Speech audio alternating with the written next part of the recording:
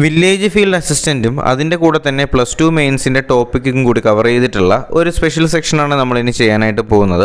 അപ്പോൾ അതിൻ്റെ ഫസ്റ്റ് ക്ലാസ്സാണിത്. അപ്പോൾ നമ്മളിന്ന് ഈ ക്ലാസ്സിൽ ഡിസ്കസ് ചെയ്യാനായിട്ട് പോകുന്നത് 10ാം ക്ലാസ്സിൻ്റെ ഒരു ബയോളജിയുടെ ചാപ്റ്ററായിട്ടുള്ള സമസ്ഥിതിക്കായുള്ള രാസസന്ദേശങ്ങൾ എന്ന് പറയുന്ന അധ്യായവുമായി ബന്ധപ്പെടുത്തിയിട്ടുള്ള ചോദ്യോത്തരങ്ങളാണ്. അപ്പോൾ മോക്ക് ടെസ്റ്റിൻ്റെ രൂപത്തിൽ തന്നെയായിരിക്കും ഒരു ചോദ്യം ഉണ്ടാവും, 4 സ്റ്റേറ്റ്മെൻറ്റ് മോഡലുള്ള 4 ഓപ്ഷൻസ് ഉണ്ടാവും. തീർച്ചയായിട്ടും കയ്യിൽ പെന്നും പേപ്പറൊക്കെ ആയിട്ട് തന്നെ ഇരിക്കുക. അപ്പോൾ മാക്സിമം മാർക്ക് നിങ്ങൾക്ക് എത്ര വാങ്ങാൻ കഴിയുമെന്ന് നിങ്ങൾ സ്വയം ഒന്ന് ചെക്ക് ചെയ്ത് നോക്കുക. എന്നിട്ട് താഴെ കമൻറ്റായിട്ട് രേഖപ്പെടുത്താനും മറക്കരുത്. അപ്പോൾ നമുക്ക് നേരെ ഒന്നാമത്തെ ചോദ്യത്തിലേക്ക് തന്നെ കിടക്കാം. അന്തസ്രാവി വ്യവസ്ഥയെക്കുറിച്ച് അല്ലെങ്കിൽ നമ്മുടെ എൻഡോക്രൈൻ സിസ്റ്റത്തിനെക്കുറിച്ച് താഴെ പറയുന്നവയിൽ ശരിയായത് ഏതെന്നാണ് കണ്ടെത്തേണ്ടത്. അപ്പോൾ നമുക്ക് ഓപ്ഷൻസ് വായിക്കണോ വേണ്ടയോ എന്നുള്ള കാര്യം നിങ്ങൾ തന്നെ അടുത്ത വീഡിയോയിൽ പറയണം. കാര്യം ചിലർക്ക് ഓപ്ഷൻസ് വായിക്കുകയാണെങ്കിൽ തെറ്റായിട്ടുള്ളൊരു ഉത്തരം കൂടി നിങ്ങളുടെ മനസ്സിലേക്ക് പതിയാനുള്ള ചാൻസ് കൂടുതലായിരിക്കും. സാധാരണ നമ്മൾ ഓപ്ഷൻസ് വായിക്കാത്തതാണ്. ഇനി നിങ്ങൾക്ക് ഓപ്ഷൻസ് വായിക്കണമെന്നുണ്ടെങ്കിൽ തീർച്ചയായും നിങ്ങൾ കമൻറ്റ് ബോക്സിൽ രേഖപ്പെടുത്തുകയാണെങ്കിൽ അത് നാളെ തൊട്ട് ഞാൻ ഓപ്ഷൻസും കൂടി വായിച്ചു തന്നെ പോവാം. ഇന്ന് ഞാൻ ഓപ്ഷൻസ് വായിക്കുന്നില്ല. ഓക്കെ, അപ്പോൾ നിങ്ങൾ ചെയ്യേണ്ടത് താഴെ അന്തസ്രാവി വ്യവസ്ഥയെക്കുറിച്ച് അല്ലെങ്കിൽ നമ്മുടെ എൻഡോക്രൈൻ സിസ്റ്റത്തിനെ കുറിച്ച് കുറച്ച് പോയിൻറ്റ്സ് താഴെ കൊടുത്തിട്ടുണ്ട്. അപ്പോൾ അതിനകത്ത് ശരിയായിട്ടുള്ള പോയിൻറ്റ്സ് ഏതൊക്കെയെന്നാണ് നിങ്ങൾ കണ്ടെത്തേണ്ടത്. അപ്പോൾ തീർച്ചയായിട്ടും നിങ്ങൾ എന്ത് ചെയ്യുക, വീഡിയോ ഒന്ന് പോസ് ചെയ്യുക, ശേഷം ഈ ക്വസ്റ്റ്യൻസ് ഒന്ന് വായിക്കുക, ശരിയാതെന്ന് കണ്ടെത്തുക. ഓക്കെ, നിങ്ങൾ ശരി ഉത്തരം കണ്ടെത്തി എന്ന് തന്നെ ഞാൻ വിശ്വസിക്കുകയാണ്. അങ്ങനെയാണെങ്കിൽ ഇതിൻ്റെ ഉത്തരം വരുന്നത് ഒന്നാമത്തതും രണ്ടാമത്തതുമാണ് കേട്ടോ. എന്ന് പറയുമ്പോൾ ശരീരത്തിലെ പ്രവർത്തനങ്ങൾ നിയന്ത്രിക്കുന്നത് നമ്മുടെ എൻഡോക്രൈൻ സിസ്റ്റമാണ്. ശരീരത്തിലെ പ്രവർത്തനങ്ങൾ നിയന്ത്രിക്കുന്നത് ആരാണ്? നമ്മുടെ എൻഡോക്രൈൻ സിസ്റ്റമാണ്. മാത്രമല്ല ഏകോപിപ്പിക്കുകയും ചെയ്യുന്ന അവയവ വ്യവസ്ഥയാണെന്തെന്ന് പറയുന്നത് നമ്മുടെ എൻഡോക്രൈൻ സിസ്റ്റം എന്ന് പറയുന്നത്. അപ്പോൾ എന്താണ് എൻഡോക്രൈൻ സിസ്റ്റം അല്ലെങ്കിൽ അന്തസ്രാവി വ്യവസ്ഥ? ശരീരത്തിൻ്റെ പ്രവർത്തനങ്ങൾ നിയന്ത്രിക്കുകയും ഏകോപിപ്പിക്കുകയും ചെയ്യുന്ന അവയവ വ്യവസ്ഥയാണ് എൻഡോക്രൈൻ സിസ്റ്റം എന്ന് പറയുന്നത്. മാത്രമല്ല അന്തസ്രാവി ഗ്രന്ഥികളുടെ സ്രവങ്ങളാണ് ഹോർമോണുകൾ എന്ന് അറിയപ്പെടുന്നത്. അന്തസ്രാവി ഗ്രന്ഥികളുടെ സ്രവങ്ങളെയാണ് നമ്മൾ ഹോർമോണുകൾ എന്ന് അറിയപ്പെടുന്നത്. ഓക്കെ അല്ലേ? അപ്പോൾ നമ്മളിപ്പോൾ പറഞ്ഞെന്താണ് അന്തസ്രാവി വ്യവസ്ഥയെക്കുറിച്ച് താഴെ പറയുന്നതിൽ ശരിയായത് എന്നാണ് കണ്ടെത്തേണ്ടത്. അപ്പോൾ താഴത്തോട്ടുള്ള നോക്കേണ്ടത് തെറ്റാണ്. അപ്പോൾ ശരീരത്തിലെ പ്രവർത്തനങ്ങൾ നിയന്ത്രിക്കുകയും ഏകോപിപ്പിക്കുകയും ചെയ്യുന്ന അവയവ വ്യവസ്ഥയാണ് അന്തസ്രാവി ഗ്രന്ഥികൾ എന്നല്ലെങ്കിൽ അന്തസ്രാവി സിസ്റ്റം എന്നറിയപ്പെടുന്നത്. മാത്രമല്ല അന്തസ്രാവി ഗ്രന്ഥികളുടെ സ്രവങ്ങളെയാണ് നമ്മൾ എന്തെന്ന് പറയുന്നത്? ഹോർമോൺ എന്ന് അറിയപ്പെടുന്നത്. അടുത്ത രണ്ടാമത്തെ ചോദ്യത്തിലേക്ക് നമുക്ക് കിടക്കാം. ഹോർമോണുകളെക്കുറിച്ച് താഴെ പറയുന്ന പ്രസ്താവനകളിൽ തെറ്റായ പ്രസ്താവന ഏതെന്നാണ് കണ്ടെത്തേണ്ടത്. അപ്പോൾ ഹോർമോണുകളെക്കുറിച്ച് താഴെ 3 പ്രസ്താവനകൾ കൊടുത്തിട്ടുണ്ട്. ഇതിൽ തെറ്റായ പ്രസ്താവന ഏതെന്ന് നിങ്ങളൊന്ന് കണ്ടെത്തുക. അതിനുവേണ്ടി നിങ്ങൾ എന്ത് ചെയ്യുക, പെട്ടെന്ന് വീഡിയോ ഒന്ന് പോസ് ചെയ്യുക. ശേഷം നിങ്ങൾ ശരി ഉത്തരം കണ്ടെത്താനായിട്ട് അല്ലെങ്കിൽ ഇതിൽ തെറ്റായിട്ടുള്ള ഓപ്ഷൻ കണ്ടെത്താനായിട്ട് ഒന്ന് ശ്രമിച്ചു നോക്കുക. ഓക്കെ, നിങ്ങൾ ശരി ഉത്തരം കണ്ടെത്തി എന്ന് തന്നെ ഞാൻ വിശ്വസിക്കുകയാണ്. അപ്പോൾ ഇതിൽ നമുക്ക് ശരി ഉത്തരങ്ങൾ ഏതൊക്കെയാണെന്ന് ആദ്യം നോക്കാം. ഒന്നാമത്തെ ഓപ്ഷൻ ശരിയാണ്. കാരണം കോശങ്ങളുടെ പ്രവർത്തനങ്ങളെ നിയന്ത്രിക്കുന്ന രാസസന്ദേശവാഹകരാണ് ഹോർമോണുകൾ അല്ലേ? കോശങ്ങളുടെ പ്രവർത്തനങ്ങളെ നിയന്ത്രിക്കുന്ന രാസസന്ദേശവാഹകരാണ് ആരെന്ന് പറയുന്നത്? നമ്മുടെ ഹോർമോണുകൾ എന്ന് പറയുന്നത്. അതേപോലെ തന്നെ രക്തക്കുഴലിലൂടെയാണ് എന്ത് ചെയ്യുന്നത് അല്ലെങ്കിൽ രക്തത്തിലൂടെയാണ് എന്ത് ചെയ്യുന്നത്? ഹോർമോണുകൾ സംവഹിക്കപ്പെടുന്നത് അല്ലെങ്കിൽ നമ്മുടെ ഹോർമോണുകൾ സർക്കുലേറ്റ് ചെയ്യുന്നത് ഇതിലൂടെയാണ്? നമ്മുടെ രക്തത്തിലൂടെയാണ് എന്ത് ചെയ്യുന്നത്? ഹോർമോണുകൾ സർക്കുലേറ്റ് ചെയ്യപ്പെടുന്നത്. എന്നാൽ ഇതിൽ രണ്ടാമത്തെ ഓപ്ഷനാണ് ഇതിൽ തെറ്റുത്തരമായിട്ട് വരുന്നത്. ഓക്കെ അല്ലേ? അപ്പോൾ രണ്ടാമത്തെ ഓപ്ഷൻ നിങ്ങളൊന്ന് വായിച്ചു നോക്കുക. ഞാൻ എടുത്തു പറയുന്നില്ല, കാരണം അത് നിങ്ങളുടെ മനസ്സിൽ തെറ്റായിട്ടൊരു ഇമ്പാക്റ്റ് കൊണ്ടുവരാനുള്ള ചാൻസ് കൂടുതലാണ്. ഓക്കെ, അപ്പോൾ ഹോർമോണുകളെ കുറിച്ച് പറയുന്ന 2 ശരിയായ പോയിന്റുകൾ എന്ന് പറയുന്നത് കോശങ്ങളുടെ പ്രവർത്തനങ്ങളെ നിയന്ത്രിക്കുന്ന രാസസന്ദേശവാഹകരാണ് ആരെന്ന് പറയുന്നത്? നമ്മുടെ ഹോർമോണുകൾ എന്ന് പറയുന്നത്. അതുപോലെ തന്നെ രക്തത്തിലൂടെയാണ് എന്ത് ചെയ്യുന്നത്? ഹോർമോണുകൾ സംവഹിക്കപ്പെടുന്നതും. ഓക്കെ അല്ലേ? അടുത്ത് നമുക്ക് മൂന്നാമത്തെ ചോദ്യത്തിലേക്ക് കടക്കാം. താഴെ തന്നിരിക്കുന്ന പ്രസ്താവനകളിൽ ഒന്ന് മാത്രം തെറ്റാണ്. തെറ്റായ പ്രസ്താവന ഏതെന്നാണ് ചോദ്യം. ഓക്കെ, അപ്പോൾ താഴെ 4 ഓപ്ഷൻസ് തന്നിട്ടുണ്ട്. അപ്പോൾ ഇതിൽ ഏതോ ഒരു ഓപ്ഷൻ എന്താണ്? തെറ്റാണ്. അപ്പോൾ നമുക്കിതിൽ തെറ്റായിട്ടുള്ള ഓപ്ഷനാണ് കണ്ടെത്തേണ്ടത്. തീർച്ചയായിട്ടും വീഡിയോ ഒന്ന് പോസ് ചെയ്യുക. ശേഷം നിങ്ങളിതിൽ തെറ്റായിട്ടുള്ളത് കണ്ടെത്താനായിട്ട് ശ്രമിക്കുക. ഓക്കെ, നിങ്ങൾ ഇതിൽ തെറ്റായിട്ടുള്ള ഓപ്ഷൻ കണ്ടെത്തി എന്ന് തന്നെ വിശ്വസിക്കുകയാണ്. അപ്പോൾ നമുക്കിതിൽ ശരിയായിട്ടുള്ള ഓപ്ഷൻസ് ഏതൊക്കെയാണെന്ന് ഒന്ന് വായിച്ചു നോക്കാം. പാൻക്രിയാസിലെ കോശ സമൂഹമാണ് ഐലറ്റ്സ് ഓഫ് ലാംഗർഹാൻസ്. അത് ശരിയാണ്. പാൻക്രിയാസിലെ കോശ സമൂഹങ്ങളാണ് എന്തെന്ന് പറയുന്നത്? ഐലറ്റ്സ് ഓഫ് ലാംഗർഹാൻസ് എന്ന് പറയുന്നത്. അടുത്ത് പറയുന്നത് എന്താണ്? ഐലറ്റ്സ് ഓഫ് ലാംഗർഹാൻസിലെ ബീറ്റാ കോശങ്ങളാണ് ഇൻസുലിൻ ഹോർമോൺ ഉൽപ്പാദിപ്പിക്കുന്നത്. അപ്പോൾ ഐലറ്റ്സ് ഓഫ് ലാംഗർഹാൻസിലെ ബീറ്റാ കോശങ്ങളാണ് ഇൻസുലിൻ എന്ന് പറയുന്ന ഹോർമോൺ ഉൽപ്പാദിപ്പിക്കുന്നത് എന്ന് പറയുന്നത് ശരിയായിട്ടുള്ളൊരു ഓപ്ഷൻ തന്നെയാണ്. മൂന്നാമത്തെ ഓപ്ഷൻ ശരിയാണ്. കാരണം ഐലറ്റ്സ് ഓഫ് ലാംഗർഹാൻസിലെ ആൽഫ കോശങ്ങളാണ് ഗ്ലൂക്കഗോൺ ഹോർമോണുകൾ ഉൽപ്പാദിപ്പിക്കുന്നത്. ഓക്കെ, അപ്പോൾ ഐലറ്റ്സ് ഓഫ് ലാംഗർഹാൻസിലെ ബീറ്റ കോശങ്ങൾ എന്താണ് ഉൽപ്പാദിപ്പിക്കുന്നത്? ഇൻസുലിനാണ് ഉൽപ്പാദിപ്പിക്കുന്നത്. ഐലറ്റ്സ് ഓഫ് ലാംഗർഹാൻസിലെ ആൽഫ കോശങ്ങളാണ് എന്ത് ചെയ്യുന്നത്? ഗ്ലൂക്കഗോൺ ഹോർമോൺ ഉൽപ്പാദിപ്പിക്കുന്നത്. അപ്പോൾ ഇത് മൂന്നും ശരിയാണെന്ന് നമുക്ക് മനസ്സിലായില്ലേ? അപ്പോൾ നോർമലി ഇതിൻ്റെ ഓപ്ഷൻ 4 എന്ന് പറയുന്നത് എന്തായിരിക്കും? തെറ്റായിരിക്കും. ഇതിലെ ഓപ്ഷൻ 4 നിങ്ങളൊന്ന് വായിച്ച് നോക്കുക, അത് തെറ്റാണ്. ഓക്കെ, അപ്പോൾ പാൻക്രിയാസിലെ കോശ സമൂഹമാണ് എന്തെന്ന് പറയുന്നത്? Islets of Langerhans. Islets of ലാംഗർഹാൻസിലെ ബീറ്റ കോശങ്ങളാണ് ഇൻസുലിൻ ഹോർമോൺ ഉൽപ്പാദിപ്പിക്കുന്നത്. ശരിയാണ്. ഐലറ്റ്സ് ഓഫ് ലാംഗർഹാൻസിലെ ആൽഫ കോശങ്ങളാണ് ഗ്ലൂക്കഗോൺ ഹോർമോൺ ഉൽപ്പാദിപ്പിക്കുന്നതെന്ന് പറയുന്നതും ശരി തന്നെയാണ്. അപ്പോൾ നമുക്ക് അടുത്ത ചോദ്യത്തിലേക്ക് കടക്കാം.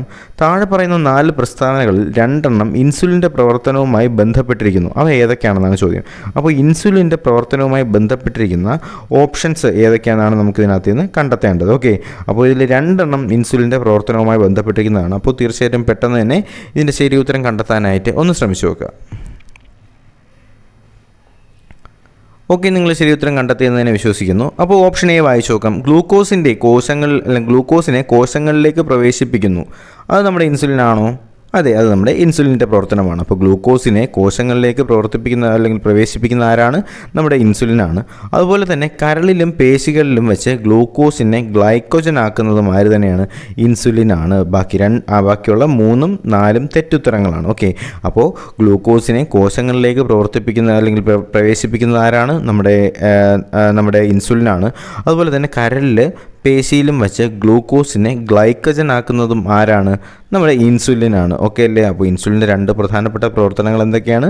ഗ്ലൂക്കോസിനെ കോശങ്ങളിലേക്ക് പ്രവേശിപ്പിക്കുന്നു, മാത്രമല്ല കരളിലും പേശിയിലും വെച്ച് ഗ്ലൂക്കോസിനെ ഗ്ലൈക്കജനാക്കി മാറ്റുന്നു. ഓക്കെ അല്ലേ? അപ്പോൾ നമുക്ക് 5ാമത്തെ ചോദ്യത്തിലേക്ക് കടക്കാം. പാൻക്രിയാസ് ഗ്രന്ഥിയുമായി ബന്ധപ്പെട്ട് താഴെ പറയുന്ന പ്രസ്താവനകളിൽ ശരിയായത് ഏതാണ്? ഓക്കെ, അപ്പോൾ പാൻക്രിയാസുമായി ബന്ധപ്പെടുത്തിയിട്ട് താഴെ 3 ഓപ്ഷൻസ് കൊടുത്തിട്ടുണ്ട്. അപ്പോൾ അതിൽ ശരിയായ ഓപ്ഷൻ ഏതെന്നാണ് നമുക്ക് കണ്ടെത്തേണ്ടത്. അപ്പോൾ നിങ്ങൾ എന്ത് ചെയ്യുക? പെട്ടെന്ന് വീഡിയോ ഒന്ന് പോസ് ചെയ്ത ശേഷം ഈ ഒരു 3 ഓപ്ഷൻസും വായിച്ചു നോക്കുക. ശേഷം ശരി ഉത്തരങ്ങൾ ഏതൊക്കെയാണെന്ന് ഒന്ന് മാർക്ക് ചെയ്ത് നോക്കുക. ഓക്കെ, നിങ്ങൾ ശരി ഉത്തരം മാർക്ക് ചെയ്തു എന്ന് തന്നെ വിശ്വസിക്കുകയാണ്. അപ്പോൾ നമുക്ക് എന്ത് ചെയ്യാം? ഇതിൽ ശരിയായിട്ടുള്ള ഓപ്ഷൻസ് ആദ്യം മാർക്ക് ചെയ്യാം. ആമാശയത്തിലെ തുടർച്ചയായ പക്വതയിലേക്ക് ബന്ധിപ്പിക്കപ്പെട്ട ഗ്രന്ഥിയാണ് പാൻക്രിയാസ്. ഇത് ശരി ഉത്തരമാണ്. ഓപ്ഷൻ എ ശരിയാണ്. പാൻക്രിയാസ് ഗ്രന്ഥിയിലെ ആൽഫ കോശങ്ങളാണ് ഇൻസുലിൻ ഉൽപ്പാദിപ്പിക്കുന്നത്. ശരിയാണോ? അതിനെക്കുറിച്ച് നമ്മൾ കഴിഞ്ഞ ചോദ്യത്തിൽ ഡിസ്കസ് ചെയ്തതാണ്. നോർമലി ഇത് കേൾക്കുമ്പോൾ തന്നെ മനസ്സിലാവും ഇത് തെറ്റുത്തരമാണ്. എന്നാൽ ഓപ്ഷൻ 3 രക്തത്തിലെ ഗ്ലൂക്കോസിൻ്റെ അളവ് സ്ഥിരമായി നിയന്ത്രിക്കുന്നത് പാൻക്രിയാസ് ഗ്രന്ഥികളിൽ ഉൽപ്പാദിപ്പിക്കുന്ന ഇൻസുലിനും ഗ്ലൂക്കഗോണും ചേർന്നുള്ള പ്രവർത്തനമാണ്. അത് വളരെയധികം ശരി ഉത്തരമാണെന്ന് നമുക്ക് എല്ലാവർക്കും വായിക്കുമ്പോൾ തന്നെ മനസ്സിലാവും. ഓക്കെ, അപ്പോൾ താഴെ പറയുന്ന ഓപ്ഷൻസിൽ ശരിയായിട്ടുള്ള നമ്മുടെ പാൻക്രിയാസുമായി ബന്ധപ്പെടുത്തിയിട്ട് ശരിയായിട്ടുള്ള 2 ഓപ്ഷൻസ് എന്ന് പറയുന്നത് ഏതൊക്കെയാണ്? ഓപ്ഷൻ എ ശരിയാണ്. ആമാശയത്തിലെ തുടർച്ചയായ പക്വതയിലേക്ക് ബന്ധിപ്പിക്കപ്പെട്ട ഗ്രന്ഥിയാണെന്തെന്ന് പറയുന്നത് നമ്മുടെ പാൻക്രിയാസ്. അതുപോലെ തന്നെ രക്തത്തിലെ ഗ്ലൂക്കോസിൻ്റെ അളവ് സ്ഥിരമായി നിയന്ത്രിക്കുന്ന നിലനിർത്തുന്ന പാൻക്രിയാസ് ഗ്രന്ഥികളിലെ ഉൽപ്പാദിപ്പിക്കുന്ന ഇൻസുലിനും ഗ്ലൂക്കഗോണും ചേർന്നുള്ള പ്രവർത്തനമാണെന്ന് നമുക്ക് അറിയാവുന്നതാണ്. അപ്പോൾ നമുക്ക് അടുത്ത ചോദ്യത്തിലേക്ക് തന്നെ കിടക്കാം. ടൈപ്പ് 1 പ്രമേഹവുമായി ബന്ധപ്പെടുത്തിയിട്ട് താഴെ പറയുന്ന പ്രസ്താവനകളിൽ തെറ്റ് എന്നാണ് കണ്ടെത്തേണ്ടത് കേട്ടോ. അപ്പോൾ ടൈപ്പ് 1 അത് നിങ്ങൾ ശ്രദ്ധിക്കേണ്ടതാണ്. ടൈപ്പ് 1 പ്രമേഹവും ഉണ്ട്, ടൈപ്പ് 2 പ്രമേഹവും ഉണ്ട്. അപ്പോൾ നമുക്ക് അതിലേക്ക് പോവാം. അതിന് മുന്നേ നമുക്ക് എന്ത് ചെയ്യാം? ഈ ചോദ്യം ഒന്ന് നോക്കാം. അപ്പോൾ ടൈപ്പ് 1 പ്രമേഹവുമായി ബന്ധപ്പെടുത്തിയിട്ട് താഴെ പറയുന്ന പ്രസ്താവനകളിൽ തെറ്റായത് ഏതെന്നാണ് കണ്ടെത്തേണ്ടത്. പെട്ടെന്ന് 3 ഓപ്ഷൻസ് വായിച്ചു നോക്കുക. ശേഷം തെറ്റായത് കണ്ടെത്താനായിട്ട് ഒന്ന് ശ്രമിച്ചു നോക്കുക. ഓക്കെ, നിങ്ങൾ ഇതിനകത്ത് നിന്നുള്ള ശരി ഉത്തരം കണ്ടെത്തി എന്ന് തന്നെ വിശ്വസിക്കുകയാണ്. അപ്പോൾ താഴെ പറയുന്ന പ്രസ്താവനകളിൽ ശരിയായത് ഓപ്ഷൻസ് ഏതൊക്കെയാണെന്ന് നമുക്കൊന്ന് വായിച്ചു നോക്കാം. 2ാമത്തെ ഓപ്ഷൻ ശരിയാണ്. ഇൻസുലിൻ ഉൽപ്പാദനത്തിൽ ഉണ്ടാകുന്ന തകരാറാണ് കാരണം. എന്തിൻ്റെ കാരണം? ടൈപ്പ് 1 പ്രമേഹവുമായി ടൈപ്പ് 1 പ്രമേഹത്തിൻ്റെ കാരണമെന്ന് പറയുന്നത് ഇൻസുലിൻ ഉൽപ്പാദനത്തിൽ ഉണ്ടാകുന്ന തകരാറാണ്. ടൈപ്പ് 1 ആണ്. ഏതാണ്? ടൈപ്പ് 1 പ്രമേഹത്തിൻ്റെ കാരണമാണ് ഇൻസുലിൻ ഉൽപ്പാദനത്തിൽ ഉണ്ടാകുന്ന തകരാറാണ് ടൈപ്പ് 1 പ്രമേഹത്തിന് കാരണമെന്ന് പറഞ്ഞാൽ അത് ശരി ഉത്തരമാണ്. ശ്വേതരക്താണുക്കളായ ടി ലിംഫോസൈറ്റുകൾ പാൻക്രിയാസിലെ ബീറ്റാ കോശങ്ങളെ നശിപ്പിക്കുന്നതാണ് കാരണമെന്ന് പറഞ്ഞാലും അത് ടൈപ്പ് 1 പ്രമേഹത്തിന് കാരണം തന്നെയാണ്. അങ്ങനെ നോക്കുകയാണെങ്കിൽ ഓപ്ഷൻ എ ആണ് ഇതിൽ തെറ്റായിട്ട് വരുന്നത്. ഓക്കെ, അപ്പോൾ ഓപ്ഷൻ എ തെറ്റാണ്. എന്താണ് ടൈപ്പ് 1 നമ്മുടെ ടൈപ്പ് 1 പ്രമേഹത്തിൻ്റെ കാരണങ്ങൾ എന്തൊക്കെയാണ്? ഇൻസുലിൻ ഉൽപ്പാദനത്തിലുണ്ടാകുന്ന തകരാറ് ടൈപ്പ് 1 പ്രമേഹത്തിന് കാരണമാവും. അതുപോലെ തന്നെ ശ്വേതരക്താണുക്കളായ T ലിംഫോസൈറ്റുകളും പാൻക്രിയാസിലെ ബീറ്റാ കോശങ്ങളെ നശിപ്പിക്കുന്നതാണ് നമ്മുടെ ടൈപ്പ് 1 പ്രമേഹത്തിൻ്റെ മറ്റൊരു കാരണം എന്ന് പറയുന്നത് എന്താണ്?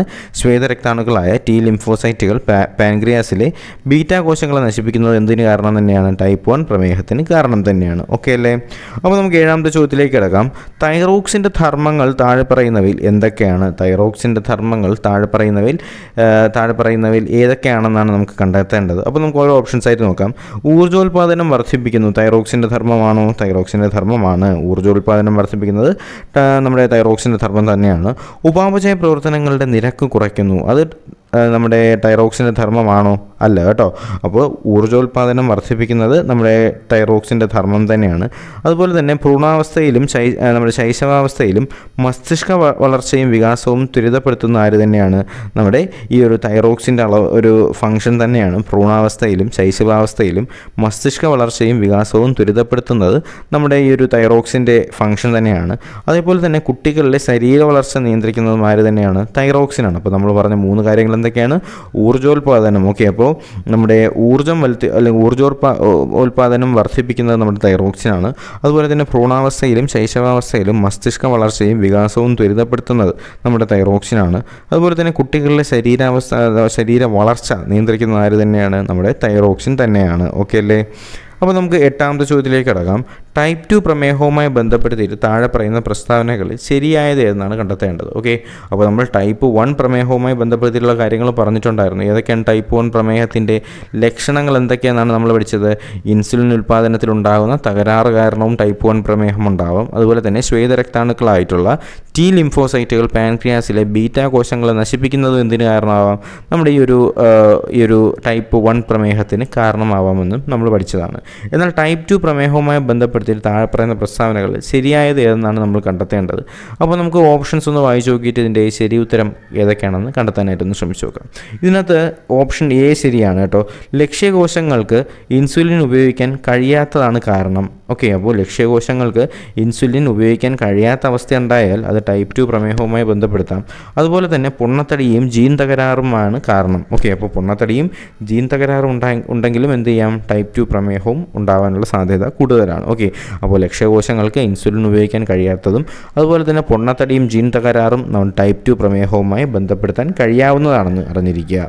തൈറോക്സിൻ്റെ ഏറ്റക്കുറച്ചിലുമായി ബന്ധപ്പെടുത്തിയിട്ട് ശരീരത്തിനുണ്ടാകുന്ന അവസ്ഥകളിൽ ഉൾപ്പെടാത്തത് ഏതെന്നാണ് ചോദ്യം. ഓക്കെ, അപ്പോൾ നമുക്ക് അവസ്ഥകളിൽ ഉൾപ്പെടാത്തത് ഏതെന്ന് ചോദിച്ചാൽ അത് അക്രോമെഗാലിയാണ് കേട്ടോ. ഇതിന് അക്രോമെഗാലി ഈ തൈറോക്സിനുമായിട്ട് വലിയ ബന്ധമൊന്നുമില്ല. എന്നാൽ തൈറോക്സിൻ്റെ ഏറ്റക്കുറച്ചിലുമായിട്ട് ബന്ധപ്പെടുത്തിയിട്ട് ശരീരത്തിനുണ്ടാകുന്ന അവസ്ഥകളിൽ ഉൾപ്പെടുന്നത് മിക്സഡിമ, ക്രിട്ടനിസം, അതേപോലെ തന്നെ ഹൈപ്പർ തൈറോയിഡിസം. ഏതൊക്കെയാണ്? മിക്സഡിമയും ക്രിട്ടനിസവും ഹൈപ്പർ തൈറോയിഡിസവും തൈറോക്സിൻ്റെ ഏറ്റക്കുറച്ചിലുമായിട്ട് ബന്ധപ്പെടുത്തിയിട്ട് നമ്മുടെ ശരീരത്തിലുണ്ടാകുന്ന ഓരോ അവസ്ഥകളാണ്. മിക്സഡിമ, ക്രിട്ടനിസം, അതേപോലെ തന്നെ ഹൈപ്പർ തൈറോയിഡിസം നമ്മുടെ തൈറോക്സിൻ്റെ ഏറ്റക്കുറച്ചിൽ മൂലം ശരീരത്തിലുണ്ടാകുന്ന വ്യത്യാസങ്ങളാണ്. ഓക്കെ അല്ലേ? അപ്പോൾ നമുക്ക് അടുത്ത ചോദ്യത്തിലേക്ക് കടക്കാം. തൈറോക്സിൻ്റെ ഉൽപ്പാദനത്തിന് അത്യാവശ്യമായ അയഡിൻ്റെ അഭാവത്തിൽ തൈറോക്സിൻ്റെ ഉൽപ്പാദനം തടസ്സപ്പെടുന്നു. ഈ സാഹചര്യത്തിൽ കൂടുതൽ തൈറോക്സിൻ ഉൽപ്പാദിപ്പിക്കാനുള്ള ശ്രമം എന്ന നിലയിൽ തൈറോയിഡ് ഗ്രന്ഥി അമിതമായി വളരുന്ന അവസ്ഥയാണെന്തെന്ന് പറയുന്നത്. അപ്പോൾ നമുക്കതിൻ്റെ ശരി ഉത്തരം നമുക്ക് ഓപ്ഷൻസ് വായിച്ച ശേഷം ശരി ഉത്തരം കണ്ടെത്താനായിട്ട് ശ്രമിക്കാം. അതിൻ്റെ ശരി ഉത്തരം എന്താ താഴെ കൊടുത്തിട്ടുണ്ട്? ഉത്തരം നമുക്ക് ഗോയിറ്റർ എന്ന് കൊടുത്തിട്ടുണ്ട്. അപ്പോൾ ഗോയിറ്റർ തന്നെയാണ് കേട്ടോ. അപ്പോൾ തൈറോക്സിൻ്റെ ഉൽപ്പാദനത്തിന് ആവശ്യമായ അയഡിൻ്റെ അഭാവം മൂലം തൈറോക്സിൻ ഉൽപ്പാദനം തടസ്സപ്പെടുന്നു. ഈ സാഹചര്യത്തിൽ കൂടുതൽ തൈറോക്സിൻ ഉൽപ്പാദിപ്പിക്കാനുള്ള ശ്രമം എന്ന നിലയിൽ തൈറോയിഡ് ഗ്രന്ഥി അമിതമായി വളരുന്നു. ഈ ഒരു അവസ്ഥയെ പറയുന്ന പേരാണ് ഗോയിറ്റർ. അപ്പോൾ എന്തിൻ്റെ ഫലം മൂലമാണത്? നമ്മുടെ ശരീരത്തിൽ അയണിൻ്റെ അഭാവം മൂലമാണ് ഗോയിറ്റർ ഉണ്ടാകുന്നതെന്ന് അറിഞ്ഞിരിക്കുക. അയഡിൻ്റെ അഭാവം മൂലമാണ് ഗോയിറ്റർ ഉണ്ടാകുന്നതെന്ന് അറിഞ്ഞിരിക്കുക. അടുത്ത ഹൈപ്പോ തൈറോയിഡിസവുമായി ബന്ധപ്പെടുത്തിയിട്ട് താഴെ പറയുന്ന പ്രസ്താവനകളിൽ ശരിയായത് ഏതാണ്? ഏതുമായിട്ടാണ്? ഹൈപ്പോ തൈറോയിഡിസവുമായി ബന്ധപ്പെടുത്തിയിട്ട് താഴെ പറയുന്ന പ്രസ്താവനകളിൽ ശരിയായത് ഏതൊക്കെയാണ്? ആ ഓപ്ഷൻസ് ഒന്ന് വായിച്ച ശേഷം ശരി ഉത്തരം കണ്ടെത്താനായിട്ട് ഒന്ന് ശ്രമിച്ചു നോക്കിയേ. ഓക്കെ, നിങ്ങൾ ശരി ഉത്തരം കണ്ടെത്തിയെന്ന് തന്നെ വിശ്വസിക്കുന്നു. ഹൈപ്പോ തൈറോയിഡിസം എന്ന് പറഞ്ഞാൽ തൈറോക്സിൻ്റെ ഉൽപ്പാദനം കുറയുന്ന അവസ്ഥയാണ് ഹൈപ്പോ തൈറോയിഡിസം എന്ന് പറയുന്നത്. ഹൈപ്പോ തൈറോയിഡിസം എന്ന് പറഞ്ഞാൽ എന്താണ്? തൈറോക്സിൻ്റെ ഉൽപ്പാദനം കുറയുന്ന അവസ്ഥയാണ് ഹൈപ്പോ തൈറോയിഡിസം. എന്നാൽ എന്താണ് ഹൈപ്പർ തൈറോയിഡിസം? തൈറോക്സിൻ്റെ അഭാവം അല്ലെങ്കിൽ തൈറോക്സിൻ്റെ ഉൽപ്പാദനം കൂടുന്നത് കാരണം ഉണ്ടാകുന്ന രോഗമാണ് ഹൈപ്പർ തൈറോയിഡിസം എന്ന് പറയുന്നത്. ഓക്കെ അല്ലേ? അപ്പോൾ നമുക്ക് അടുത്ത ചോദ്യത്തിലേക്ക് കടക്കാം. തൈമസ് ഗ്രന്ഥിയുമായി ബന്ധപ്പെട്ട പ്രസ്താവനകൾ തെറ്റായത് തിരഞ്ഞെടുത്ത് എഴുതുക എന്നാണ് കേട്ടോ. തൈമസുമായിട്ട് ബന്ധപ്പെടുത്തിയിട്ടുള്ളതാണ്. ഓക്കെ, അപ്പോൾ നിങ്ങൾ 4 ഓപ്ഷൻസ് കൊടുത്തിട്ടുണ്ട്. ഈ 4 ഓപ്ഷൻസും വായിച്ച ശേഷം ശരി ഉത്തരം കണ്ടെത്താനായിട്ട് ഒന്ന് ശ്രമിച്ചു നോക്കുക. ഓക്കെ, നിങ്ങൾ ശരി ഉത്തരം കണ്ടെത്തി എന്ന് തന്നെ ഞാൻ വിശ്വസിക്കുകയാണ്. അങ്ങനെയാണെങ്കിൽ ഇതിൻ്റെ 4 ഓപ്ഷൻസും ശരി തന്നെയാണ്. അപ്പോൾ തൈമസ് ഗ്രന്ഥിയുമായിട്ട് ബന്ധപ്പെടുത്തിയിട്ടുള്ള പോയിന്റുകളാണ് ഈ 4 പോയിന്റുകളും. നമുക്ക് ആ പോയിന്റുകളൊന്ന് വായിച്ചു നോക്കാം. നമ്മുടെ മാറലിന് പിന്നിലായിട്ട് സ്ഥിതി ചെയ്യുന്ന അന്തസ്രാവി ഗ്രന്ഥിയാണ് തൈമസ് ഗ്രന്ഥി. അത് ശരിയാണ് കേട്ടോ. നമ്മുടെ മാറലിന് പിന്നിലായി സ്ഥിതി ചെയ്യുന്ന അന്തസ്രാവി ഗ്രന്ഥിയാണ് നമ്മുടെ തൈമസ് ഗ്രന്ഥി എന്ന് പറയുന്നത്. അതുപോലെ തന്നെ ശൈശവ ഘട്ടത്തിൽ വളരെ സജീവമായി പ്രവർത്തിക്കുന്നത് തൈമസ് ഗ്രന്ഥിയാണ്. എന്നാൽ പ്രായപൂർത്തിയാവുമ്പോഴത്തേക്കും ഈ തൈമസ് ഗ്രന്ഥി എന്ത് ചെയ്യാൻ തുടങ്ങും? ചുരുങ്ങാനായിട്ട് തുടങ്ങും. യുവത്വ ഹോർമോൺ എന്നറിയപ്പെടുന്ന നമ്മുടെ തൈമോസിൻ ഹോർമോൺ ഉൽപ്പാദിപ്പിക്കുന്നത് ആര് തന്നെയാണ്? നമ്മുടെ തൈമസ് ഗ്രന്ഥിയാണ്. ഒന്നും കൂടി, മാറലിനു പിന്നിലായി സ്ഥിതി ചെയ്യുന്ന അന്തസ്രാവി ഗ്രന്ഥിയാണ് തൈമസ് ഗ്രന്ഥി. ശൈശവഘട്ടത്തിൽ വളരെ സജീവമായി പ്രവർത്തിക്കുന്ന ഈ ഗ്രന്ഥി പ്രായപൂർത്തിയാകുമ്പോഴത്തേക്ക് എന്ത് ചെയ്യാൻ തുടങ്ങും? ചുരുങ്ങി ചെറുതാകാനായിട്ട് തുടങ്ങും. യുവത്വ ഹോർമോൺ എന്നറിയപ്പെടുന്ന തൈമോസിൻ ഹോർമോൺ ഉൽപ്പാദിപ്പിക്കുന്നത് ആരാണ്? നമ്മുടെ ഈ ഒരു തൈമസ് ഗ്രന്ഥിയാണെന്ന് അറിഞ്ഞിരിക്കുക. വളരെ പ്രധാനപ്പെട്ട ചോദ്യമാണ്. അടുത്ത ചോദ്യം, മെലാട്ടോണിൻ എന്ന ഹോർമോണുമായി ബന്ധപ്പെട്ട താഴെ പറയുന്ന പ്രസ്താവനകളിൽ ശരിയായത് എന്നാണ് കണ്ടെത്തേണ്ടത് കേട്ടോ. അപ്പോൾ 4 ഓപ്ഷൻസ് ഉണ്ട്. നിങ്ങൾ 4 ഓപ്ഷൻസ് വായിച്ചു നോക്കുക. ശേഷം മെലാട്ടോണിനുമായി ബന്ധപ്പെടുത്തിയിട്ട് താഴെ ശരിയായിട്ടുള്ള ഓപ്ഷൻസ് ഏതൊക്കെയാണെന്ന് ഒന്ന് കണ്ടെത്താനായിട്ട് ശ്രമിച്ചു നോക്കുക. ഓക്കെ, നിങ്ങൾ ശരി ഉത്തരം കണ്ടെത്തി എന്ന് തന്നെ ഞാൻ വിശ്വസിക്കുകയാണ്. അപ്പോൾ അങ്ങനെയാണെങ്കിൽ നമുക്ക് ഓപ്ഷൻസ് ശരിയായിട്ടുള്ള കാര്യങ്ങൾ നോക്കാം. മെലാട്ടോണിനുമായി ബന്ധപ്പെട്ടിട്ട് ശരി ഉത്തരം എന്ന് പറയുന്ന ഓപ്ഷൻ എ ശരി ഉത്തരമാണ്. പീനിയൽ ഗ്രന്ഥി ഉൽപ്പാദിപ്പിക്കുന്ന ഹോർമോണാണ് മെലാട്ടോണിൻ. പീനിയൽ ഗ്രന്ഥി ഉൽപ്പാദിപ്പിക്കുന്ന ഹോർമോണാണ് മെലാട്ടോണിൻ. ഇത് ദൈനംദിന പ്രവർത്തനങ്ങളുടെ താളക്രമം പരിപാലിക്കുന്നതിന് സഹായിക്കുന്നു. വളരെയധികം ശരിയാണ്.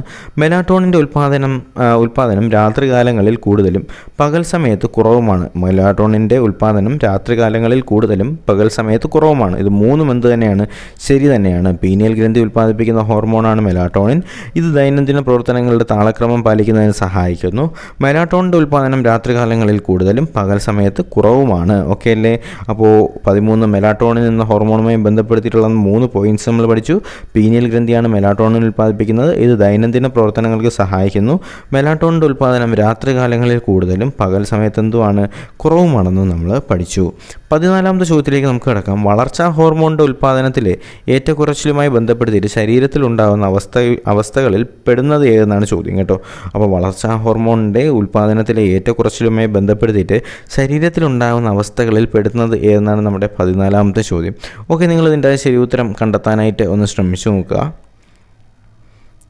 അപ്പോൾ നിങ്ങൾ ശരി ഉത്തരം കണ്ടെത്തിയെന്ന് തന്നെ വിശ്വസിക്കുന്നു. അപ്പോൾ വളർച്ചാ ഹോർമോണിൻ്റെ ഉൽപ്പാദനത്തിലെ ഏറ്റക്കുറവ് മൂലം ശരീരത്തിലുണ്ടാകുന്ന അവസ്ഥകളിൽ പെടുന്നത് അക്രോമെഗാലി, വാമനത്വം, ഭീമാകാരത്വം. ഈ 3 ശരിയാണ് കേട്ടോ. അക്രോമെഗാലി, വാമനത്വം, ഭീമാകാരത്വം ശരിയാണ്. ക്രെട്ടനിസം ഇതിനകത്ത് പെടുന്നതല്ല. ഓക്കെ, അപ്പോൾ വളർച്ചാ ഹോർമോണിൻ്റെ ഉൽപ്പാദനത്തിലെ ഏറ്റക്കുറച്ചിലുമായി ബന്ധപ്പെടുത്തിയിട്ട് ശരീരത്തിലുണ്ടാകുന്ന അവസ്ഥകളിൽ പെടുന്നത് ഏതൊക്കെയാണ്? നമ്മുടെ ഭീമാകാരത്വം, വാമനത്വം, അതുപോലെ തന്നെ അക്രോമെഗാലി. അടുത്ത ചോദ്യത്തിലേക്ക് നമുക്ക് കടക്കാം. പിറ്റ്യൂട്ടറി ഗ്രന്ഥി ഉൽപ്പാദിപ്പിക്കുന്ന ഹോർമോണുകളുടെ ഗണത്തിൽ പെടാത്തത് ഏതെന്നാണ് ചോദ്യം. പിറ്റ്യൂട്ടറി ഗ്രന്ഥി ഉൽപ്പാദിപ്പിക്കുന്ന ഹോർമോണുകളുടെ ഗണത്തിൽ പെടാത്തത് ഏതെന്നാണ് നമ്മുടെ 15ാമത്തെ ചോദ്യം. അപ്പോൾ നമുക്ക് ഓപ്ഷൻസിലെ ശരി ഉത്തരം നോക്കാം. ഇതിനകത്ത് തന്നെ കൊടുത്തിട്ടുണ്ട്. നമ്മുടെ ഓപ്ഷൻ ഡി ആണ് ശരി ഉത്തരം. ഏതാണ്? ATPH ആണ് കേട്ടോ. ATPH ആണ് എന്തെന്ന് പറയുന്നത്? പിറ്റ്യൂട്ടറി ഗ്രന്ഥി ഉൽപ്പാദിപ്പിക്കുന്ന ഹോർമോണിൻ്റെ ഗണത്തിൽ പെടാത്തത് ATPH ആണ്. എന്നാൽ പെടുന്ന ഏതൊക്കെയാണെന്ന് നമുക്ക് നോക്കാം. TSH വരുന്നു, ATH വരുന്നു, അതേപോലെ തന്നെ GTH വരുന്നു. ഓക്കെ, അപ്പോൾ ഏതൊക്കെയാണ് വരുന്നത്? TSH വരുന്നുണ്ട്, അതേപോലെ തന്നെ നമ്മുടെ ACTH വരുന്നുണ്ട്, അതേപോലെ തന്നെ GTH വരുന്നുണ്ട്. ഇത് 3 എന്തെന്ന് പറയുന്നത് നമ്മുടെ പിറ്റ്യൂട്ടറി ഗ്രന്ഥി ഉൽപ്പാദിപ്പിക്കുന്ന ഹോർമോണിൻ്റെ ഗണത്തിൽ പെടുന്നതാണ്. TSH, ACTH, അതേപോലെ തന്നെ GTH. ഇതിൽ ഉൾപ്പെടാത്തതാണ് ഇതിനകത്ത് കൊടുത്തിട്ടുള്ളത്. അത് നിങ്ങൾ നോക്കണ്ട. ഓക്കെ, അപ്പോൾ നമുക്കടുത്ത് 16ാമത്തെ ചോദ്യത്തിലേക്ക് കൊടുക്കാം. താഴെ പറയുന്നവയിൽ സസ്യ ഹോർമോണുകളിൽ ഉൾപ്പെടാത്തത് ഏതാണ് ചോദ്യം കേട്ടോ. അപ്പോൾ താഴെ പറയുന്നവയിൽ സസ്യ ഹോർമോണുകളിൽ ഉൾപ്പെടാത്ത ഏതാണ്? വളരെ സിമ്പിളാണ്. അപ്പോൾ ഉൾപ്പെടുന്ന ഏതൊക്കെയെന്ന് നമുക്ക് നോക്കാം. ഓക്സിൻ ഉൾപ്പെടുന്നുണ്ട്. തൈറോക്സിൻ ഉൾപ്പെടുന്നുണ്ടോ? തൈറോക്സിൻ ഉൾപ്പെടുന്നില്ല. എഥിലിൻ ഉൾപ്പെടുന്നുണ്ട്, അതേപോലെ സൈറ്റോകിനും ഉൾപ്പെടുന്നുണ്ട്. ഓക്കെ, ഓപ്ഷൻ 2 ഇതിൽ തെറ്റായിട്ട് വരുന്നത്. ബാക്കി 3 ഇതിനകത്ത് ഉൾപ്പെടുന്നതാണ്. സസ്യ ഹോർമോൺസ് ആണ്. ഏതൊക്കെയെന്ന് പറയുന്നത്? ഓക്സിൻ സസ്യ ഹോർമോണാണ്, എഥിലിൻ സസ്യ ഹോർമോണാണ്, സൈറ്റോകിനും സസ്യ ഹോർമോൺ തന്നെയാണ്. അടുത്ത ചോദ്യം എന്ന് പറയുന്നത് ശരിയായ ജോഡികൾ കണ്ടെത്താനാണ് പറഞ്ഞിട്ടുള്ളത്. അപ്പോൾ നമുക്ക് ജോഡികൾ കണ്ടെത്താൻ തന്നെ ഒന്ന് ശ്രമിച്ചു നോക്കാം. ഓക്സിനുമായി ബന്ധപ്പെടുത്തിയിട്ടുള്ള ജോഡി ഏതാണെന്ന് നിങ്ങളൊന്ന് ശ്രദ്ധിച്ചു നോക്കിയേ. ഓക്സിനുമായിട്ട് ബന്ധപ്പെടുത്തിയിട്ടുള്ളത് കുമുളത്തിൻ്റെ വളർച്ചയാണ് കേട്ടോ. എന്ന് വെച്ചാൽ ഒരു ചെടി ഇങ്ങനെ നിൽക്കുകയാണ്, ഈ ചെടിയുടെ ടോപ്പ് ഭാഗം വളരുന്നുണ്ട്, അല്ലെങ്കിൽ ഒരു ചെടി ഇങ്ങനെ നിൽക്കുമ്പോൾ ഇതിൻ്റെ ഈ മോൾ ഭാഗം വളരുന്നതിന് സഹായിക്കുന്ന ഹോർമോണാണ് എന്തെന്ന് പറയുന്നത്, ഓക്സിൻ എന്ന് പറയുന്നത്. അപ്പോൾ ഓക്സിൻ എന്ന് പറയുന്നത് എന്താണ്? അഗ്രകുമുളത്തിൻ്റെ വളർച്ചയ്ക്ക് സഹായിക്കുന്ന ഹോർമോണാണ് ഓക്സിൻ. എന്നാൽ ഗിബ്ബർലിൻ്റെ സഹായം എന്താണ്? ഗിബ്ബർലിൻ എന്തിനു സഹായിക്കുന്നു? വിത്ത് മുളയ്ക്കാൻ സഹായിക്കുന്നതാണ് ഗിബ്ബർലിൻ. എന്തിനാണ്? ഗിബ്ബർലിൻ വിത്ത് മുളയ്ക്കാനാണ് സഹായിക്കുന്നത്. അങ്ങനെയാണെങ്കിൽ നമ്മുടെ എഥിലിൻ എന്തിനാണ് സഹായിക്കുന്നത്? ഇലകളും ഫലങ്ങളും പാകമാകാൻ സഹായിക്കുന്നതാണ് എഥിലിൻ. ഇലകളും ഫലങ്ങളും പാകമാകാൻ സഹായിക്കുന്നതാണ് എഥിലിൻ എന്ന് പറയുന്നത്. സൈറ്റോകിനിൻ എന്തിനാണ് സഹായിക്കുന്നത്? സൈറ്റോകിനിൻ കോശവൈവിധ്യം അല്ലെങ്കിൽ കോശവൈവിധ്യവൽക്കരണത്തിന് സഹായിക്കുന്നതാണ് നമ്മുടെ സൈറ്റോകിനിൻ. എന്തിനാണ്? കോശവൈവിധ്യവൽക്കരണത്തിന് സഹായിക്കുന്നതാണ് സൈറ്റോകിനിൻ. ഓക്സിൻ എന്തിനാണ്? അഗ്രകുമുളത്തിൻ്റെ വളർച്ചയ്ക്കാണ്. ഗിബ്ബർലിൻ എന്തിനാണ്? വിത്ത് മുളയ്ക്കാനാണ് ഗിബ്ബർലിൻ സഹായിക്കുന്നത്. എഥിലിൻ ഇലകളുടെയും ഫലങ്ങളുടെയും പാകമാകാൻ സഹായിക്കുന്നു. സൈറ്റോകിനിൻ കോശവൈവിധ്യവൽക്കരണത്തിന് സഹായിക്കുന്നു. ഓക്കെ അല്ലേ? അടുത്ത നമുക്ക് 18ാമത്തെ ചോദ്യത്തിലേക്ക് കടക്കാം. താഴെ പറയുന്നവയിൽ തെറ്റായ പ്രസ്താവന ഏതെന്നാണ് നിങ്ങൾ കണ്ടെത്തേണ്ടത്. 4 ഓപ്ഷൻസ് ഉണ്ട്. നിങ്ങൾ എന്ത് ചെയ്യുക? 4 ഒന്ന് വായിച്ചു നോക്കുക. ശേഷം ഇതിനകത്ത് വരുന്ന തെറ്റായിട്ടുള്ള ഓപ്ഷൻ ഏതാണെന്ന് കണ്ടെത്താനായിട്ട് ഒന്ന് ശ്രമിച്ചു നോക്കുക. ഓക്കെ, നമുക്ക് ഇതിനകത്ത് ശരി ഉത്തരങ്ങൾ ഒന്ന് മാർക്ക് ചെയ്യാനായിട്ട് ശ്രമിച്ചു നോക്കാം. ആദ്യം നമുക്ക് ശരി നോക്കാം, അപ്പോൾ നമുക്ക് തെറ്റേതാണെന്ന് മനസ്സിലാവും. ഓറഞ്ച്, തണ്ണിമത്തൻ, മുന്തിരി മുതലായ വിളകളിൽ കൃത്രിമ ഓക്സിൻ ഉപയോഗിച്ച് വിത്തില്ലാതെ ഫലങ്ങൾ ഉൽപ്പാദിപ്പിക്കുന്നു. വളരെയധികം ശരിയാണ്. രണ്ടാമത്തെ എന്താണ്? ബീജസംയോഗം നടക്കാതെ തന്നെ അണ്ഡാശയങ്ങൾ ഫലങ്ങളായി മാറുന്ന പ്രക്രിയയാണ് എന്തെന്ന് പറയുന്നത്? പാർത്തനെ കാർപ്പി എന്ന് പറയുന്നത് എന്താണ്? ബീജസംയോജനം നടക്കാതെ തന്നെ അണ്ഡാശയങ്ങൾ ഫലമായി മാറുന്ന പ്രക്രിയയാണ് പാർത്തനോ കാർപ്പി എന്ന് പറയുന്നത്. അതും വളരെയധികം ശരി തന്നെയാണ്. പിന്നെ മൂന്നാമത്തത് ശരി തന്നെയാണ്. ഗിബ്ബർലിൻ നമ്മുടെ ഈ പാർത്തനോ കാർപ്പിക്ക് കാരണമാകുന്നുണ്ട്. ഗിബ്ബർലിനുകളും പാർത്തനോ കാർപ്പിക്ക് കാരണമാകുന്നുണ്ടെന്ന് പറയുന്നതും ശരി തന്നെയാണ്. ഓപ്ഷൻ ഡി ആണ് ഇതിൽ തെറ്റായിട്ട് വരുന്നത്. റിവേഴ്സ് പാർത്തനോ കാർപ്പിക്ക് സഹായിക്കുന്ന ഹോർമോണുകളാണ് അബ്സിസിക് ആസിഡ് എന്ന് പറയുന്നതാണ് ഇതിനകത്ത് തെറ്റായിട്ടുള്ള ഓപ്ഷൻ എന്ന് പറയുന്നത്. അപ്പോൾ നമ്മൾ ശരിയായിട്ടുള്ള ഓപ്ഷൻസ് ഏതൊക്കെയാണ്? ഓറഞ്ച്, തണ്ണിമത്തൻ, മുന്തിരി മുതലായ വിളകൾ കൃത്രിമമായി ഓക്സിൻ ഉപയോഗിച്ച് വിത്തില്ലാതെ ഫലങ്ങൾ ഉൽപ്പാദിപ്പിക്കാൻ സഹായിക്കുന്നു. എന്തുപയോഗിച്ചാണ്? ഓക്സിൻ ഉപയോഗിച്ച്. ബീജസംയോഗം നടക്കാതെ തന്നെ അണ്ഡാശയങ്ങൾ ഫലങ്ങളായി മാറുന്ന പ്രക്രിയയാണ് എന്ത്? പാർത്തനോ കാർപ്പി എന്ന് പറയുന്നത്. ഗിബ്ബർലിനുകളും അതേപോലെ തന്നെ പാർത്തനോ കാർപ്പിക്ക് കാരണമാകുന്നുണ്ടെന്ന് പറയുന്നതും ശരി തന്നെയാണ്. ഓക്കെ അല്ലേ? അപ്പോൾ ആ പോയിന്റും നിങ്ങൾക്ക് മനസ്സിലായെന്ന് വിശ്വസിക്കുന്നു. കൃത്രിമ സസ്യ ഹോർമോണുകളെ കുറിച്ചുള്ള പ്രസ്താവനകളിൽ താഴെ പറയുന്നവയിൽ ശരിയായത് ഏതെന്നാണ് കണ്ടെത്തേണ്ടത്. നമുക്ക് 4 ഓപ്ഷൻസും വായിച്ചു നോക്കാം. ശേഷം ശരിയായത് കണ്ടെത്താനായിട്ട് ശ്രമിച്ചു നോക്കാം. കളകൾ നശിപ്പിക്കാൻ ഓക്സിൻ ഉപയോഗിക്കുന്നുണ്ട്. വളരെയധികം ശരി തന്നെയാണ്. കളകൾ നശിപ്പിക്കാൻ എന്തുപയോഗിക്കുന്നുണ്ട്? ഓക്സിൻ ഉപയോഗിക്കുന്നുണ്ടെന്ന് പറയുന്നത് ശരി ഉത്തരം തന്നെയാണ്. അതുപോലെ തന്നെ നമുക്ക് അടുത്ത ഓപ്ഷൻ ഒന്ന് വായിച്ചു നോക്കാം. മാർക്കറ്റിംഗ് സൗകര്യത്തിനായി ഫലങ്ങൾ പഴുക്കുന്നത് നിയന്ത്രിക്കാൻ ഗിബ്ബർലിൻ ഉപയോഗിക്കുന്നുണ്ട്. അതെന്താണ്? ശരിയായത് തന്നെയാണ് കേട്ടോ. അപ്പോൾ മാർക്കറ്റിംഗ് സൗകര്യത്തിനായി ഫലങ്ങൾ പഴുക്കുന്നത് നിയന്ത്രിക്കാൻ ആര് സഹായിക്കുന്നു? ഗിബ്ബർലിൻ സഹായിക്കുന്നു. റബ്ബർ പാൽ ഉൽപ്പാദനം കൂട്ടാൻ എന്ത് സഹായിക്കുന്നു? എഥിലിൻ സഹായിക്കുന്നു. അതും ശരി തന്നെയാണ്. അപ്പോൾ കളകളെ നശിപ്പിക്കാൻ ഓക്സിൻ ഉപയോഗിക്കുന്നു എന്ന് പറയുന്നത് ശരിയാണ്.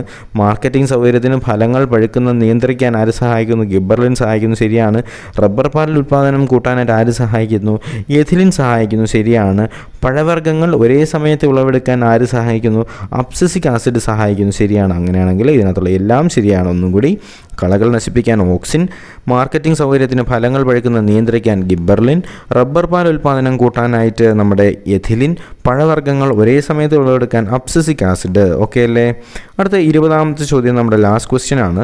ശരിയായ ജോഡികൾ കണ്ടെത്തി എഴുതാനാണ്. വളരെ സിമ്പിൾ ക്വസ്റ്റ്യൻ ആണ്. കസ്തൂരി ഉൽപ്പാദിപ്പിക്കുന്ന ആരാണ്? നമ്മുടെ കസ്തൂരിമാനാണ്. കസ്തൂരി ഉൽപ്പാദിപ്പിക്കുന്നത് നമ്മുടെ കസ്തൂരിമാൻ. അത് ശരി ഉത്തരമാണ്. എന്നാൽ സിവറ്റോൺ ഉൽപ്പാദിപ്പിക്കുന്നത് ആരെന്നാണ് കണ്ടെത്തേണ്ടത്? സിവറ്റോൺ ഉൽപ്പാദിപ്പിക്കുന്ന ആരാണ്? ഓപ്ഷൻ സി ആണ്, നമ്മുടെ വെരുകാണ് കേട്ടോ. അപ്പോൾ സിവറ്റോൺ വെരുകാണ് ഉൽപ്പാദിപ്പിക്കുന്നത്. പിന്നെ ബോംബിക്കോൾ ഉൽപ്പാദിപ്പിക്കുന്നത് നമ്മുടെ പട്ടുനൂൽ പുഴുവാണ്. ബോംബിക്കോൾ ഉൽപ്പാദിപ്പിക്കുന്നത് ആരാണ്? പട്ടുനൂൽ പുഴുവാണ്. കൃത്രിമ ഹോർമോൺ എന്തിന് സഹായിക്കുന്നു? കീടനിയന്ത്രണത്തിന് സഹായിക്കുന്നു. അപ്പോൾ കസ്തൂരിമാനാണ്, നമ്മുടെ സിവറ്റോൺ വെരുകാണ്. അതുപോലെ തന്നെ ബോംബിക്കോൾ നമ്മുടെ പെൺ പട്ടുനൂൽ പുഴുവാണ്.